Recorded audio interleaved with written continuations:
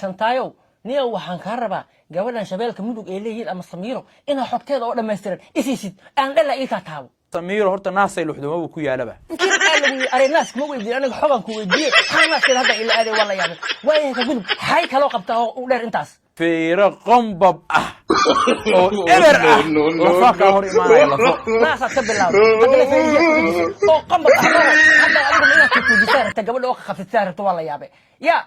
bal intaas ka tagay wax kala iiga sheeg aniga jirkeeda kuma dirsanay timee banaysan oo kuma wataalo wiligeed maysan shalaysan bidaara ku jirto miya timeheeda ila aaday inaad fiiriso timaha timeheeda ila xaraanay ka yihiin bal intaas hadana waxa uu si dheer ku darsatay waxay ku sii darsatay edab daro oo adigu hadda yaa ka edab daro waa adiga gabadhan hadda waxa way naas ii fiiriheeda timeheeda ka kana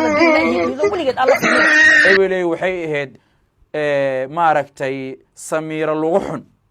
ebelay weed ahayd ebelay caata ahayd Samiiro lagu xun ebelay caata ahayd ebelay muxuu ahaa weed ahayd adigu haaso ayaa ku disay yaa ii quudi ku yiri inta muuqal haddaan aan arkayna shantaayo walax ka dulmi badan oo ka edab daran lama arkine maalin walba waa adiga gabadheedu ka soo lalaxshoomaye saan madanay ku noqotay haddan ha gabdhaha naasahooda ku tuso iyo dabadooda ku daba dhigay haddan gabadhan wiliga lama kulmin iskama hor imaan islama hadlin naaskeeda iyo xabadkeeda iyo timaheeda iyo lugaheeda wax ku daba dhigan oo sheeg waa adiga intii meel u soo roogsaday ee iska caayta maahe ma viewska Facebook laga raasino nooca ka gala shantaayo maalin walba waa ku aragnaa qof ay kala laxshoomaye gabar meehe umad kala ba taqaanid miya iyo marmara nimanka ku soo dhax tuureen ya ragga asaagaaga oo adigu kulamida oo fucaaga waxay umadu soo gudbiyaan la arkay sheekhnimad sheegay gabdhihii shafkooda ilaaha ku daba dhigay oo dabadood yaa ka soo waramay maalin walba oo heblaay naas dheer heblaay naas gab heblaay ma qabto